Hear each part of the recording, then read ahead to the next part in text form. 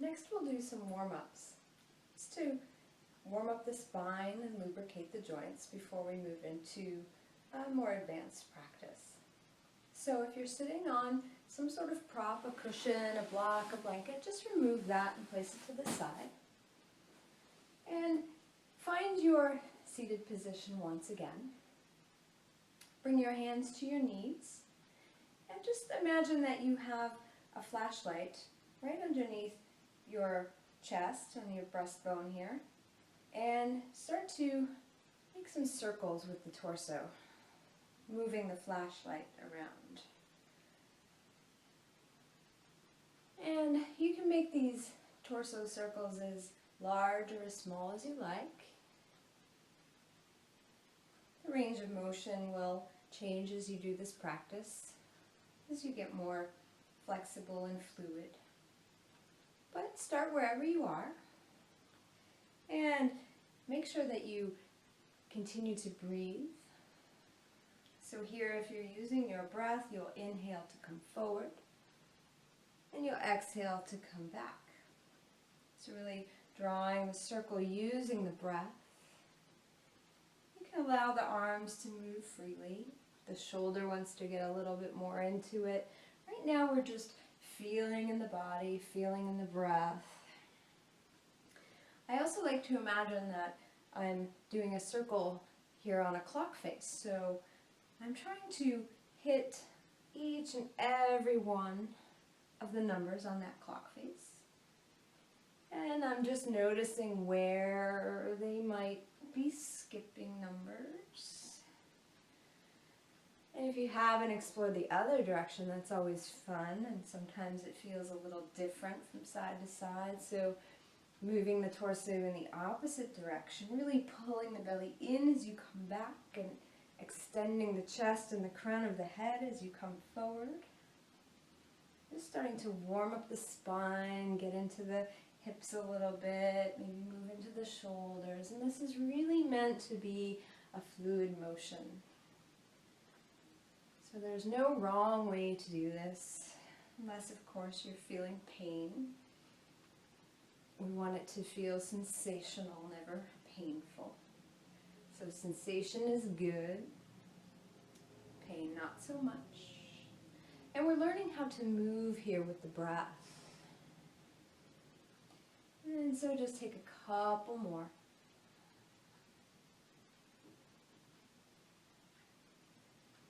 And then return to a neutral spine. Allow the hands to rest on the knees again, and you may notice your body and how it feels. Now take your hands behind you, touch your fingertips to the mat, and start to lift the chest. Keep the chin tucked, so gaze slightly down, and just start to reach the shoulder blades together, lift the chest, draw the belly in. And as you exhale now, bring the hands to the knees, round the spine forward, draw the belly in, look at your navel. Inhale, come forward again, hands come behind, really reach up, stretch till it feels good, press down through the sitting bones. Exhale, arms come around, round the back. So this forward and back motion can really help waken up the spine and keep it more supple.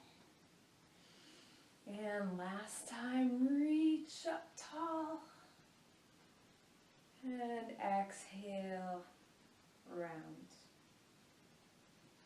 And again, come back to neutral spine. And so now we've done the forward and back motion. Let's do the side to side motion. So bring your right hand out to your side. Fingertips is fine, or you may want to walk it out a little bit. Bring your left arm out to the side. Reach it up. So draw a big circle. Belly's lifted. And just reach over as far as you can to the right. And then inhale, use that arm to lift you back up to center. Arms come out to shoulder height, relax them down. And exhale, left hand to the ground.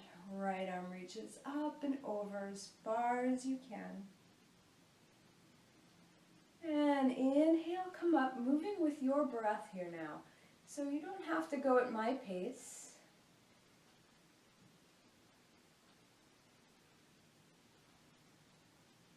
And each time you're reaching over, think about pulling up out of the waist, turning the chest, and even maybe the head if it's comfortable for your neck, up to the sky. You're getting a nice side stretch. We often don't stretch the side of the body quite enough. So this can feel really great, especially in the morning when you're waking up. You can do this standing as well. And last time, each side flowing like water. And melting over to the other side. And inhale back to center. And exhale, the arms back down to the sides. You can place them on your knees and pause here for a moment. We always like to take a few breaths in between the postures just to integrate and feel how the body reacts to them. So now take a deep breath in, and as you exhale, just lower your chin gently down to your chest. And as you inhale, take the right ear to the right shoulder. Relax both shoulders down. If you like, you can bring the left hand to the floor just to bring that shoulder down a bit more. Inhale, bring chin back to chest. Exhale, left ear to left shoulder. And again, just moving with your breath, chin down through center, and always exhaling when you feel the stretch. Drawing a big, wide U with the nose.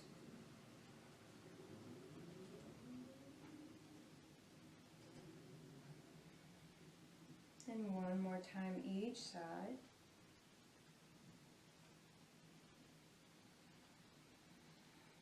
Really feeling all the muscles in the neck and the upper back. And then bringing the chin down to the chest. And coming back to center. And now take the shoulders up to the ears, really squeeze them up as much as you can, and exhale, draw the shoulder blades together and melt them down the back. And we'll do that 2 more times. Inhale, really squeeze and lift. Exhale, drape them down the back. And last time, lift. Oh, and exhale, lower. That can feel really great if you're working at a computer all day or you're driving and you tend to hunch over a little bit. So always squeezing the shoulders up and rolling them back and down can be really nice for the shoulders. So let's work the wrists a little bit. Sometimes we do postures on our hands and the wrists get involved, so it's nice to warm them up. So just take your wrists in circles. Whichever direction you happen to go is perfectly fine. And notice if you're making any music, your own personal soundtrack with your wrists. Some creaking and cracking is sometimes to be expected, so embrace that. Make sure you go in both directions. Notice how that feels when you switch directions. Sometimes a little more music, maybe a little less. And just going in all directions. And now bring your fingers out wide, bring them back together in fists, and just start to stretch the fingers out. And now shake the wrists. And allow the arms to get into this shaking a little bit.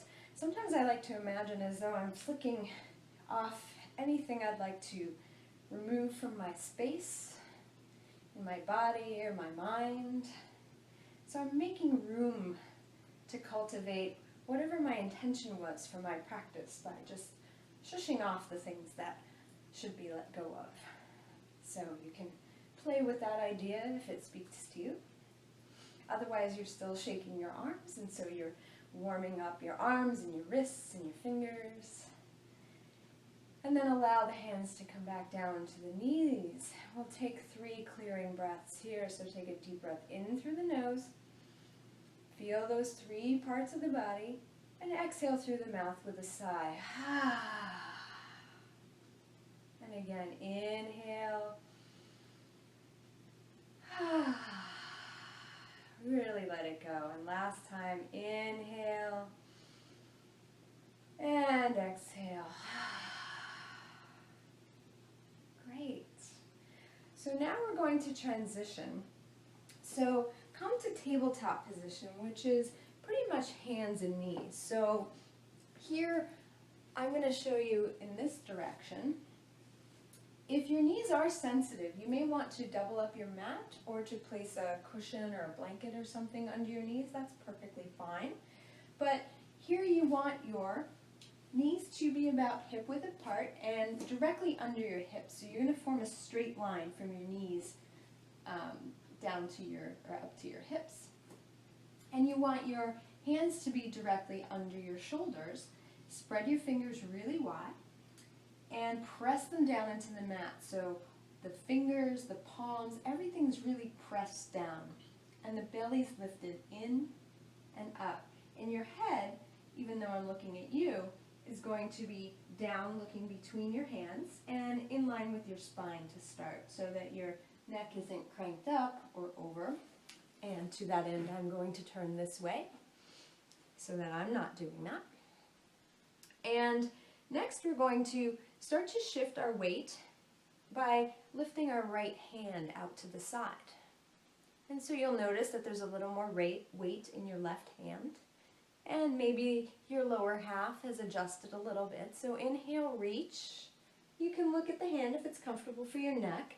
And as you exhale, take that hand and just move it between the left hand and arm and thigh.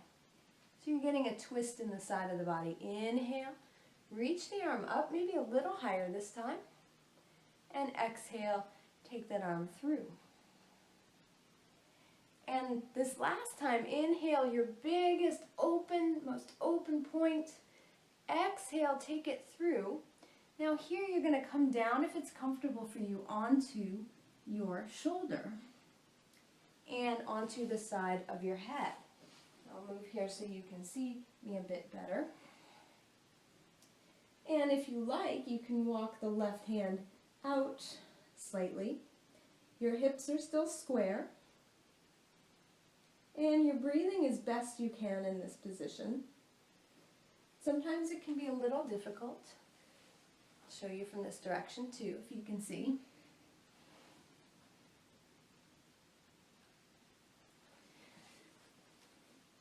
And you're just trying to relax into the side stretch.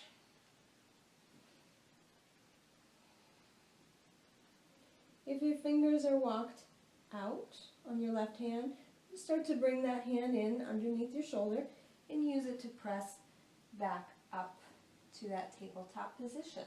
Notice how the side of your body feels. And now here, we're going to just do the opposite side. So take the left arm out to the side and reach it up. Exhale, thread it between the legs and the arms. Stay high. Inhale, reach out and up. Exhale, thread through, keeping the hips square, pressing down through the fingers. Inhale, and exhale, thread it through and take it down. So reach that arm out, come to the side of the head, and if you like, the opposite arm can come and stretch out. Notice your hips, see if they're skewing to a side, and square them up. And breathe. If it's more challenging to breathe here, you can always exhale through the mouth and do one of those clearing breaths. This helps the body to release and relax. And if the hand is walked forward, you start to bring it back underneath the shoulder and use it to press back up into your tabletop position. Now look down at your hands and adjust. If you've come out of your stacked position, you want to just re-establish that. Spread those fingers wide and press them down really firm all across the fingers and the pads of the hands into the mat. We're going to come into our first down dog here. So tuck your toes under, and we're going to stay with knees really bent here to start.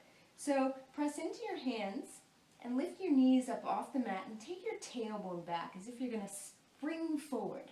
So you're going to take your tailbone back, press all the weight into your tailbone and start to lift it up high to the sky. Keep the knees soft. Draw your belly in and allow your head to hang so you're gazing between your feet. And again, the feet are about hip width apart, hands about shoulder width apart.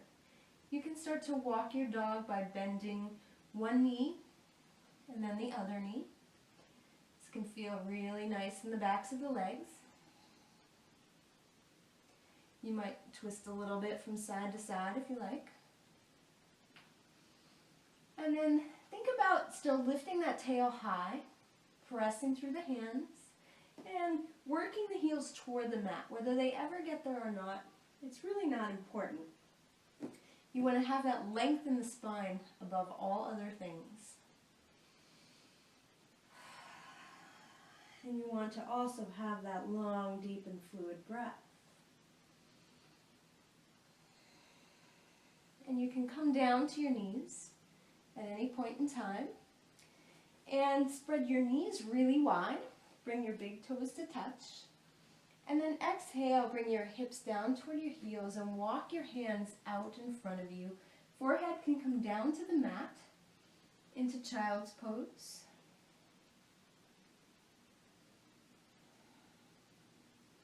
And this is a resting position, this child's pose. So you can stay there and breathe, really pressing your hips back, pulling your belly in and reaching the arms. You might also turn the palms up if you like, and that changes how you feel the posture in the shoulders. But if you want more of a resting pose, you can always leave the hands flat down.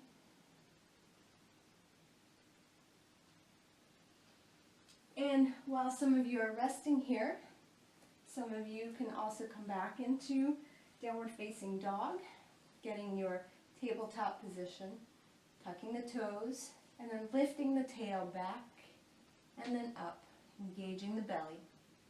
Now I'll show you some variations here if you have difficulty with downward facing dog. So sometimes this bothers the wrists. If that's the case, you can widen your hands. You can also take your hands out, angled a little bit more. That I find, even for me, after years of typing, can really help take some of the pressure off the wrists. If that still doesn't work for you, another trick is to take your mat and to just roll up the front of the mat, place the heels of the hands on the rolled up part, and then get into your tabletop position and move into downward facing dog from there. If that still doesn't feel right, you can also place the heels of your hands on two blocks. And oftentimes I use that with clients because that really helps take some of the pressure off the wrists and it gives you some additional height, and you can really start to lengthen through the spine in that case. You can also play with how wide your feet are apart or how close they are together. And same thing with the hands. We're all built differently, and the style of yoga I teach means that we can always modify and find a position that works. If you can absolutely not be on your hands or your wrists, just bring yourself to your forearms, clasp the hands together, tuck the toes under, and do the same thing, just lift the hips. This is actually a little more intense because you're resting on your forearms, but you'll get the same lengthening through the spine and you won't be on your wrists. So if you have been resting in child's pose or coming in and out of down dog, please come back into down dog for a moment. So lift up, and then we'll look between the hands and walk the hands, or walk the feet toward the hands, and hang in our forward fold. And I'll turn this way to show you as well that in this forward fold, our feet are hip width apart, meaning the hip bones, the bones at the front of the body, not the fashion hips, but these bones right here, we're forming a straight line all the way down the legs. to the ankles, and we're just draping the torso forward. Here you may feel this in the lower back or the hamstrings. This is a really great stretch. There's lots of options for your hands. So if you don't reach the floor, you can place your hands on your shins. Notice how my back is nice and flat, and here I would keep my head in line with the spine and also pull my shoulder blades back and together. You can also place your hands up higher, even on your thighs, if that feels more comfortable for you. If you want a bit more challenge and you have some decent flexibility and you can reach down to the floor, you can also interlace opposite hand to opposite elbow and just hang forward. You can also place your hands on a block at whatever height you like. So here, however your hand position is, I'd like you to shake your head yes. So shake your head yes, and shake your head no, and do it again, and again. Really allow everything in the head to relax. Be careful not to make yourself dizzy. And imagine that you are a towel. I like to do this especially in the spring. If you're a towel and you have the bar or the clothesline draping in your midsection here, and you're just sort of hanging over it and flowing with the breeze, you might sway a little bit from side to side, but everything is just spilling forward. And if you have thoughts that are nagging you, can imagine that everything, all the to-do lists and all the things in your head are just spilling out of the crown of your head onto your mat. And I assure you that later you can pick them up if you like. But for now, just trust that they will live in your mat and they don't have to be in your head anymore. And now take a long deep breath. Everyone place their hands on their shins. And then with a strong stomach, just start to walk your hands up your legs. And we'll come to a standing position. Shoulders can come up to the ears. And roll down the back. And then we'll begin our standing series.